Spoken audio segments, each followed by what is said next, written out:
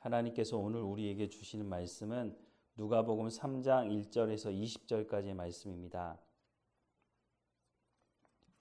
누가복음 3장 1절에서 20절까지 말씀 우리 같이 읽겠습니다.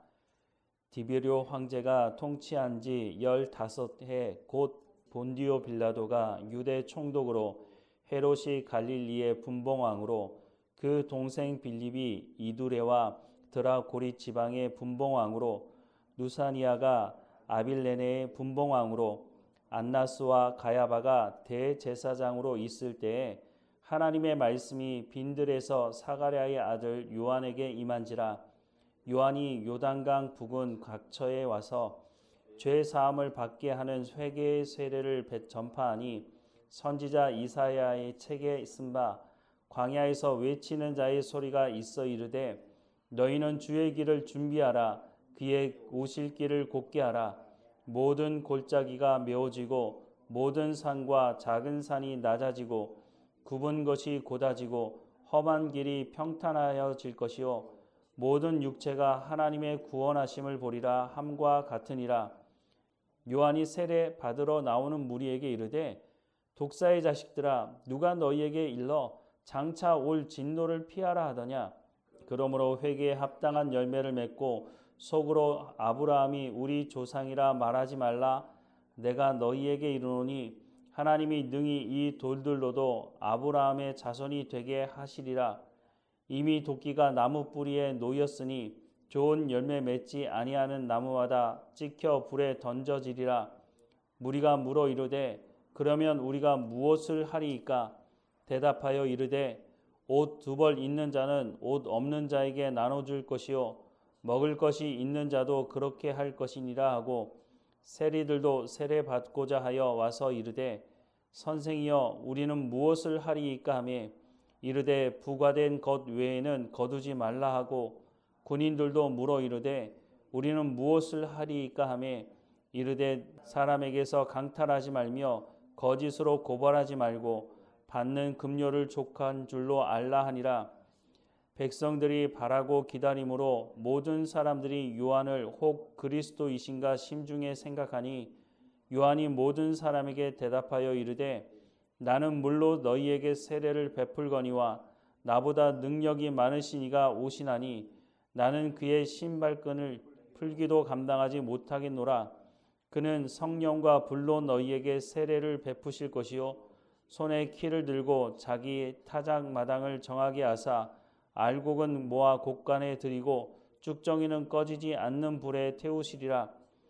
또 그 밖에 여러 가지로 권하여 백성에게 좋은 소식을 전하였으나 분봉왕 헤롯은 그의 동생 아내 헤로디아의 일과 또 자기가 행한 모든 악한 일로 말미암아 요한에게 책망을 받고 그 위에 한 가지 악을 더하여 요한을 옥에 가두니라.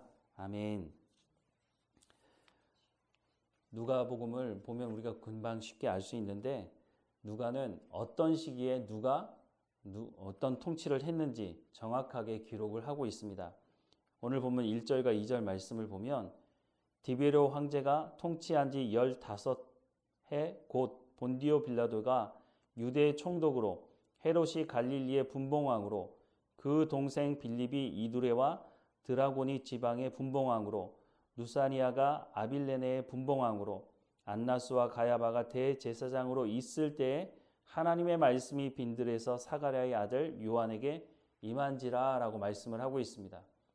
꾸며낸 이야기가 아니라는 거죠. 요한이 사역하는 그 사역도 하나님께서 정하신 때에 사역하시지만 역사적인 사실이라고 하는 것을 성경을 통해 분명히 말씀해 주고 있습니다. 디베료 황제가 주후 14년 8월에 등극을 했는데요. 황제 즉위에 15년이 지났다고 말씀을 하고 있으니까 28년 8월에서 29년 8월 사이쯤 세례 요한이 사역을 시작했다는 것입니다. 이때 광야에 있던 사가랴의 아들 요한에게 하나님의 말씀이 임했다고 말씀을 하고 있는데요.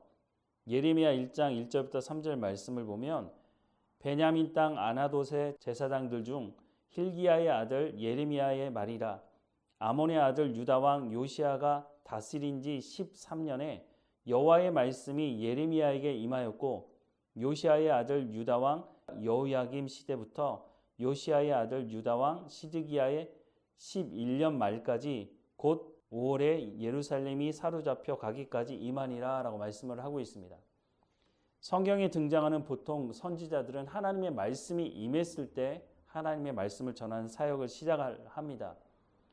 엘리야가 등장했을 때는 하나님의 말씀이 임했다고 말씀은 하고 있지는 않지만 엘리야의 주요 사역도 능력을 보여주는 것이 아니라 하나님의 말씀을 전하는 사역자였다는 것을 성경은 소개해 주고 있습니다.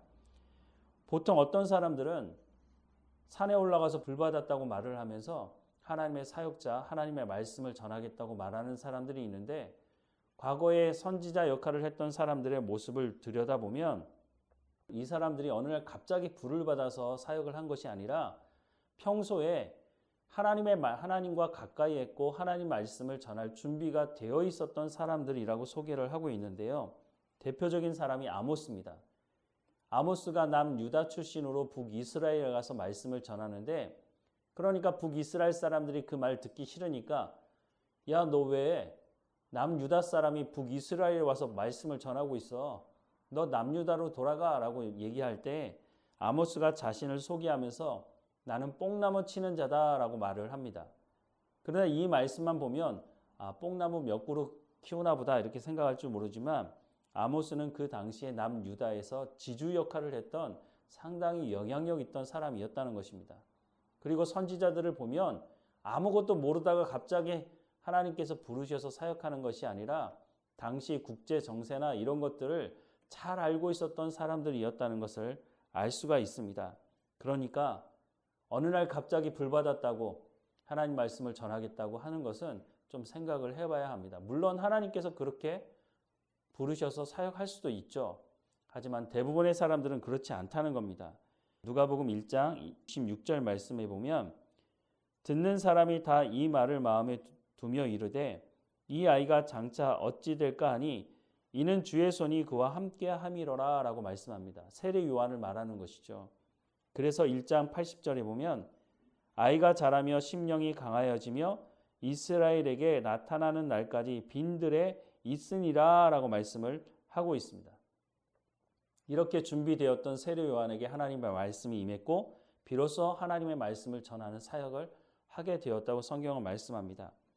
3절부터 오늘 본문 3절부터 9절 말씀을 보면 요한이 요단강 부근 근처에 와서 죄 사함을 받게 하는 회개의 세례를 전파하니 선지자 이사야의 책에 쓴 바 광야에서 외치는 자의 소리가 있어 이르되 너희는 주의 길을 준비하라 그의 오실 길을 곧게 하라 모든 골짜기가 메워지고 모든 산과 작은 산이 낮아지고 굽은 것이 곧아지고 험한 길이 평탄하여질 것이요 모든 육체가 하나님의 구원하심을 보리라 함과 같으니라. 요한이 세례 받으러 나오는 무리에게 이르되 독사의 자식들아 누가 너희에게 일러 장차 올 진노를 피하라 하더냐. 그러므로 회개에 합당한 열매를 맺고 속으로 아브라함이 우리 조상이라 말하지 말라.